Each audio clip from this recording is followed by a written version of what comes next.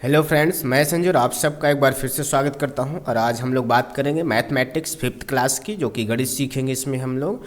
और इसमें हम लोग आज बात करेंगे चैप्टर 2 का।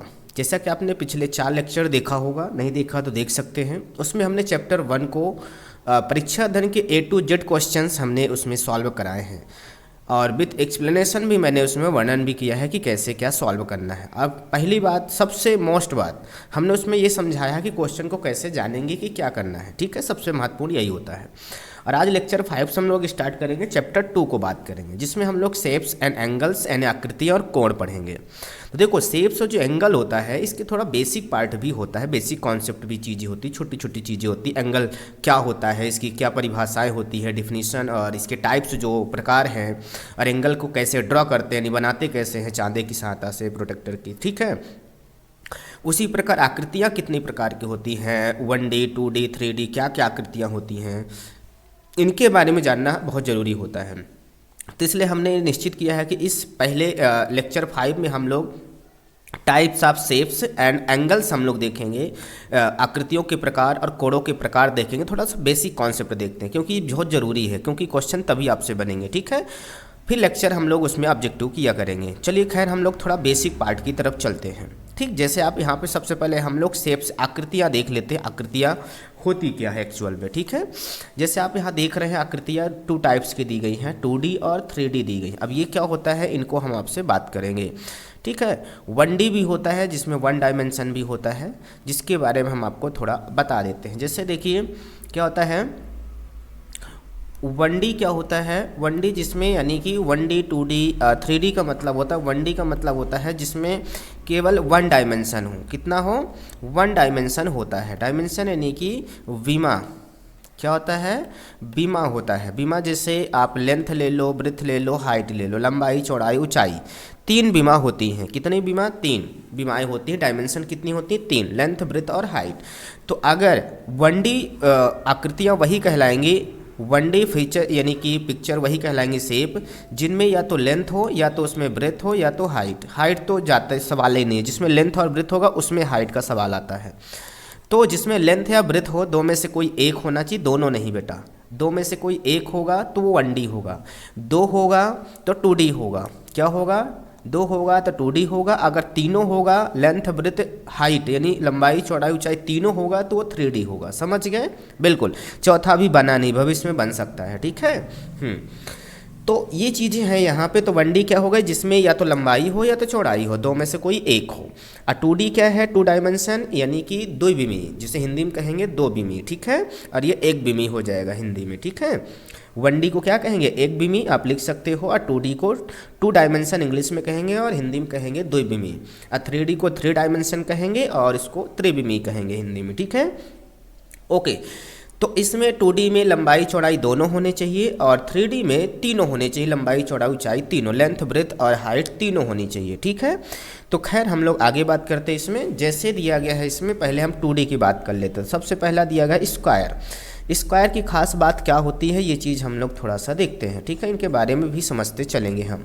तो स्क्वायर की क्या होती है कि इसके चारों साइडें क्या होती हैं, बराबर होती है। इस चित्र में थोड़ा सा नहीं लग रहा होगा, लेकिन आपकी चारों साइडें बराबर होती हैं। जैसे मान लीजिए 5 सेंटीमीटर है, तो ये भी 5 सेंटीमीटर होगा, और इधर भी 5 सेंटीमीटर होगा, और इधर भी 5 सेंटीमीटर होगा। समझ, स्क्वायर को हिंदी में कहते हैं वर्ग।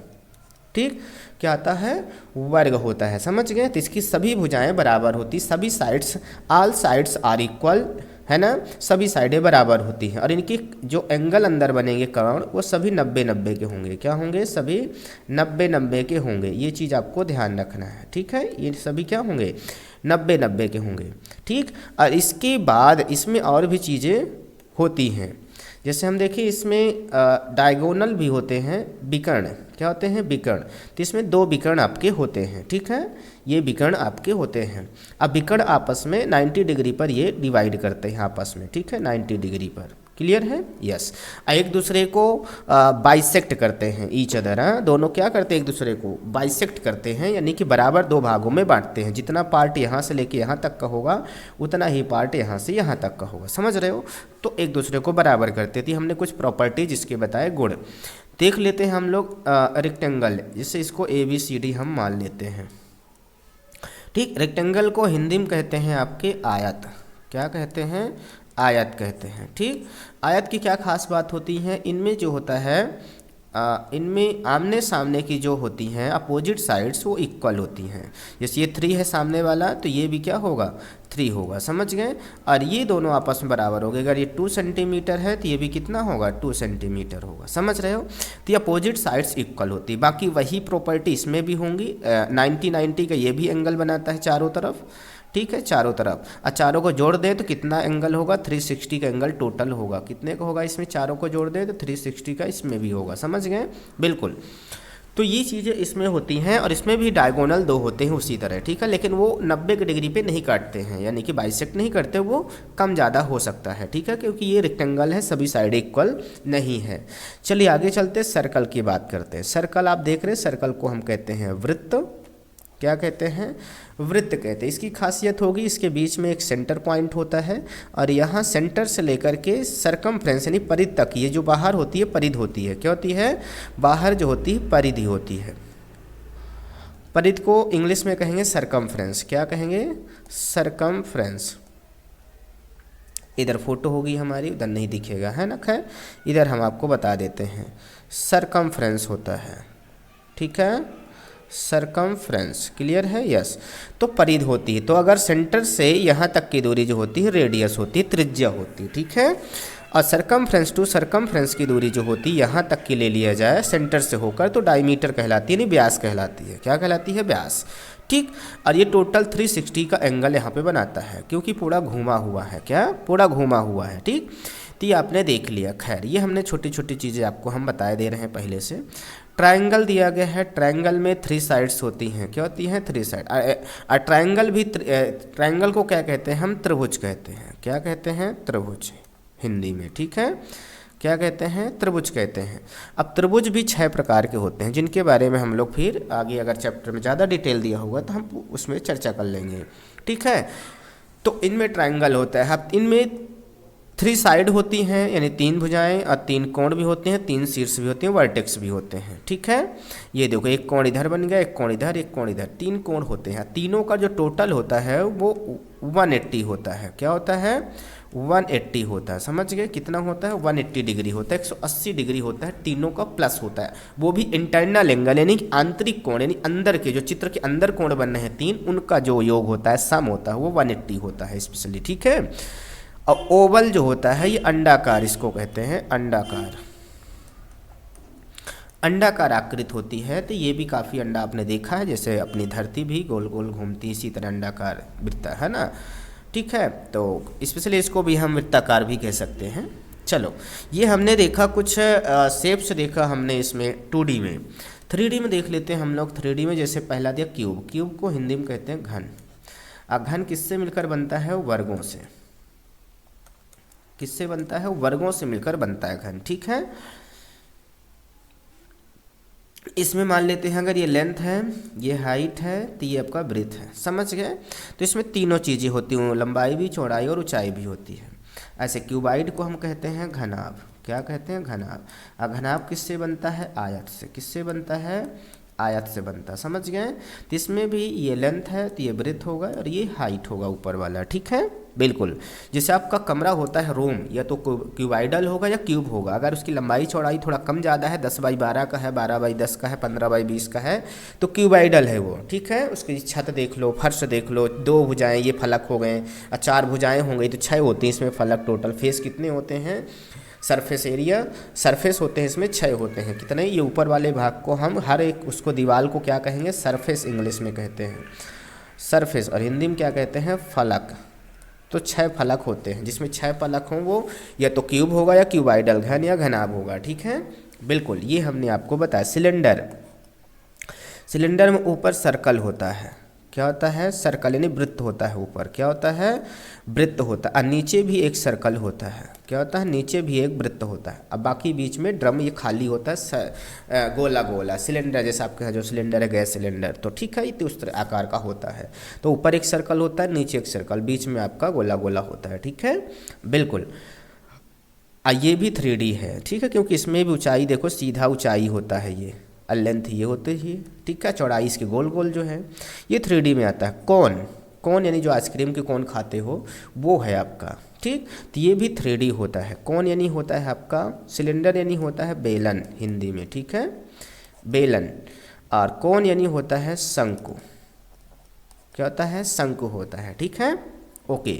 अच्छा, स्फीयर मतलब होता है गोला, क्या होता है, गोला होता है। स्फीयर यानी कि बॉल, जो आप बैट बल्ला खेलते हो बॉल से, तो वह बॉल जो होती है पूरा सर्कल गोल गोल भरा भरा, वो होता है स्फीयर। चाहे खोखला है अंदर खाली हो, लेकिन गोल गोल तो होगा। लेकिन सर्कल जो होगा, सर्कल इस तरह पकड़ नहीं सकते, सर्कल सर्कल केवल ऐसे चिपका होता है दीवार में, वो 2D में आता है, ठीक है। 3D वाले को हम पकड़ सकते, उठा सकते हैं, ठीक है। ऐसे ही आप 2D वाले को नहीं उठा सकते, क्योंकि उठता नहीं, वो चिपका होता है, उसमें बना सकते हैं आकृति, बस समझ गए। तो ये चीज़ें होती है, ये बहुत पतला होता है। जैसे पेपर का आप कॉपी के पेज ले लो, तो वो 2D है, क्योंकि लेंथ ब्रेथ उसमें हाइट नहीं होता है, समझ गए। तो कुछ इस तरह बना सकते हो। लेकिन क्यूबाइडल, क्यूब, इनको हम पकड़ सकते हैं, सिलेंडर को, क्यूब को, क्यूबाइडल को, ठीक है। जो कार्टून एक होता है बॉक्स, हाँ, तो वो भी क्या होता है, वो भी क्यूब या क्यूबाइडल के साइज का होता है, समझ गए। तो ये सारी चीज़ें होती हैं इसमें। तो हमने आकृति के बारे में कुछ पढ़ा, और जो आकृतियाँ बचेंगी तो हम लोग आगे मिलेंगे तो कर लेंगे, ठीक है, बिल्कुल। तो चलिए खैर हम लोग चलते हैं आगे। अब बात करते हैं टाइप्स ऑफ एंगल के बारे में बात करते हैं, ठीक है, यानी कोणों के बारे में। तो एक्यूट एंगल मतलब होता है आपका न्यून कोण, हिंदी वाले ध्यान देंगे, न्यून कोण, ठीक है।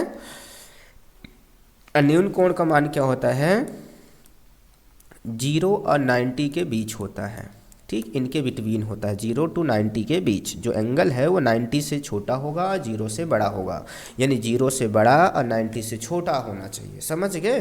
हाँ, यहाँ पे डेफिनेशन भी दी गई है इंग्लिश में, when an angle measures between 0 degree and 90 degree it is called an acute angle, समझ गए। तो ये आपके इंग्लिश में दी, हिंदी में क्या कहेंगे, ऐसा कोण जिसकी माप 0 से अधिक और 90 से कम हो, उसे हम क्या कहेंगे, न्यून कोण कहेंगे, समझ गए। ये चीज़ें होती हैं। अच्छा, अगला है राइट एंगल। राइट एंगल को कहते हैं हम समकोण, समकोण कहते हैं, क्या कहते हैं, समकोण, ठीक है। यहाँ पे थोड़ा खराब लिखा गया, उसको हम सही कर देते हैं, समकोण कहेंगे, क्या कहेंगे, समकोण, ठीक है। जिसका करेक्ट 90 हो, क्या हो, 90 डिग्री फिक्स हो, क्या हो, 90 डिग्री फिक्स हो, उसे हम क्या कहते हैं, समकोण right angle. When the angle is exactly 90 degree it is called right angle, यानी फिक्स, इसका करेक्ट।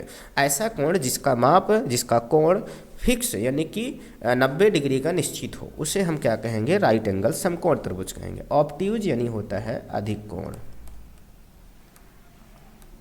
क्या होता है, अधिक कोण होता है, क्या होता है, अधिक कोण, ऑब्ट्यूज एंगल, ठीक है। When an angle measures between 90 degree and 180 it is called an obtuse angle, जिसका मान यानी कि 90 से ज़्यादा होना चाहिए और 180 से कम होना चाहिए, यानी कि दोनों को बिटवीन होना चाहिए, ठीक है।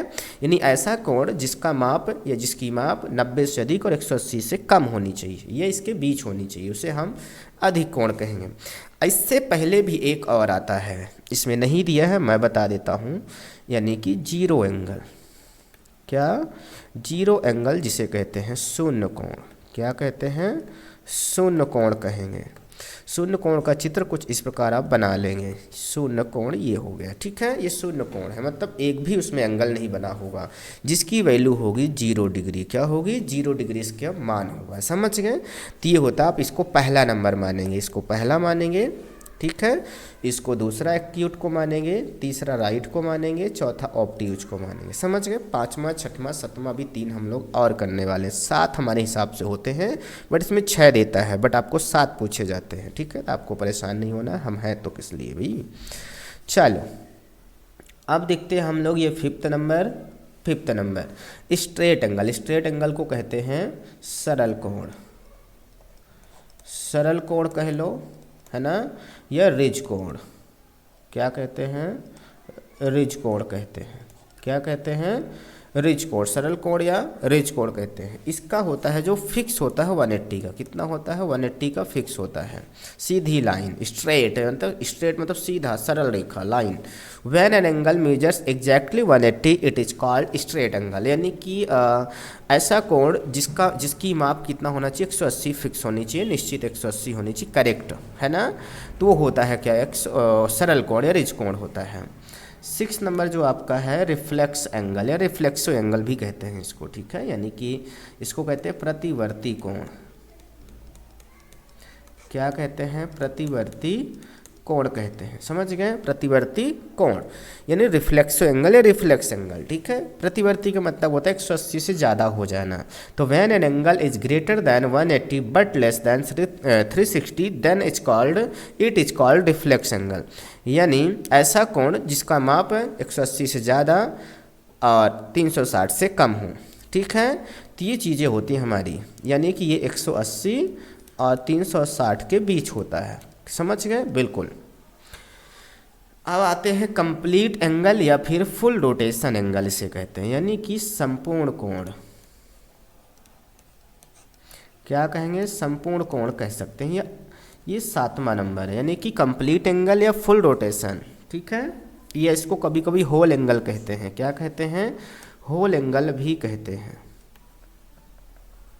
ठीक है, बिल्कुल। When an angle is exactly 360 then it is called full angle of complete angle, और है ना, इसे संपूर्ण कोण कहते हैं क्योंकि जिसका मान 360 पूरा घूम गया हो, राउंड कर गया हो और दोनों एरो एक दूसरे के ऊपर बना हो, ठीक है। देखो पूरा चक्कर लगा के आ चुका है, ये 360 हो जाएगा, ठीक है। अब इसको बात आती है ड्रा कैसे करते हैं एंगल को हम लोग, ठीक है। तो पहले आपका आज का काम और देख लेते हैं क्या है। नेक्स्ट स्लाइड में, अच्छा डिफिनीशन लिखी तो मैंने ऑलरेडी लिखा दी है, ठीक है, चलिए खैर कोई बात नहीं है। तो आपको इतना करने के बाद ये चीज़ें पूरी सेप बना लेना है आपको कॉपी में, और इनकी सारी डिफिनीशन लिख लेना है। हिंदी में जो मैंने बोला है वो कोण आपको परिभाषा लिख लेना है, ठीक है, और चित्र बना लेना है आपको ऐसे ही। अब फिर बात आती कोण को, एंगल को ड्रा कैसे करते हैं, कोणों को बनाया कैसे जाता है, ठीक है। तो हम आपको नेक्स्ट लेक्चर में बताएंगे, लेक्चर नंबर 6 में बताएंगे, ये 5 है। इसमें हमने ये बेसिक चीज़ें डिफिनीशन और पिक्चर के बारे में यानी शेप्स के बारे में और एंगल के बारे में बताया, मैंने उसके प्रकार भी बताया। अब अगले में हम बताएंगे आपको कि ड्रॉ कैसे करते हैं एंगल को, फिर उसके बाद हम लोग एक्सरसाइज चालू करेंगे, ठीक है। तो आई होप कि आपको समझ में आया होगा और आप इनको बना लेंगे, याद कर लेंगे, ठीक है, तभी आपको आगे बनेगा, नहीं कोई मतलब नहीं है, सही है ना। तो इसको आपको बना लेना है और इसको याद कर लेना है। तो आज के लिए इतना ही रखते हैं, और अगर हम नए हैं चैनल पे तो सब्सक्राइब कर सकते हैं और बेल आइकन भी प्रेस, कमेंट और लाइक करना ना भूलें। कमेंट करने से और लाइक करने से अटेंडेंस आपकी लग जाती, ताकि हमें पता कितने बच्चों ने एक्चुअल में देखकर उन्हें पसंद आया है, समझ गए। बाकी वैसे तो व्यूज तो कोई क्लिक भी करता है, थोड़ा सा बैक होता तब भी बता देता है, ठीक है। तो उसके नहीं, आपको लाइक और कमेंट जरूर करना, अपना अटेंडेंस दे देना है, लाइक करके और कमेंट करके अटेंडेंस देना है, ठीक है, ताकि हमें पता रहे। तो चलिए खैर, मिलते हैं नेक्स्ट वीडियो में, और मिलते हैं नेक्स्ट वीडियो में, तब तक सभी को bye bye and take care.